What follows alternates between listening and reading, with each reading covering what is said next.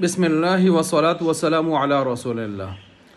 کوئی شخص اگر جعلی کاغذات یا سرٹیفکیٹ کے ذریعے سے یا جعلی ڈگری ہے اس کے ذریعے سے کوئی نوکری کر رہا ہے تو اس نوکری کی تنخواہ اس کے لیے حلال ہے یا حرام؟ جواب یہ ہے کہ جعلی کام کرنا، جعلی سرٹیفکیٹ حاصل کرنا، جعلی ڈگری حاصل کرنا، ایسی یعنی ڈگری یا سرٹیفکیٹ یا سند حاصل کرنا کہ جو اصول و ضوابط کے لحاظ سے درست نہ ہو، غیر قانونی اور غیر شرعی ہو، تو ایسے کام میں مبتلا ہونا اور ایسی ترتیب اپنانا شرعاً ناجائز ہے، حرام ہے، اور ظاہر بات ہے اس میں سراسر فراڈ بھی ہے اور ایک مستحق کا حق مارنے کے مترادف بھی ہے، ایک حقدار کا حق مارنے کے مترادف بھی ہے کہ میرٹ کا بیڑا غرق کر دیا جائے گا اس طرح۔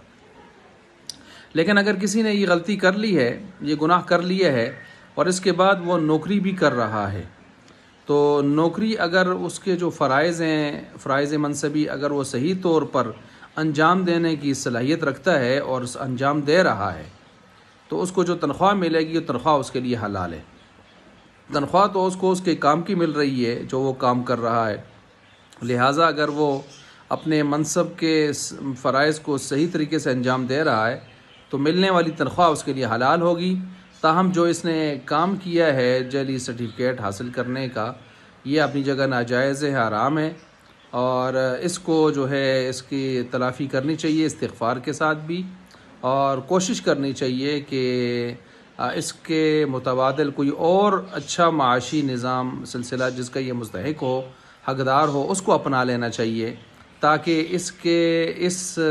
سیٹ کو مصروف کرنے کی وجہ سے جو لوگ حقدار ہیں، میرٹ پر ہیں، ان کو جو نقصان ہوا یا ہو رہا ہے اس کو یہ نقصان مزید آگے نہ بڑھے، اس کا ازالہ استغفار اور اس ترتیب سے کر لینا چاہیے۔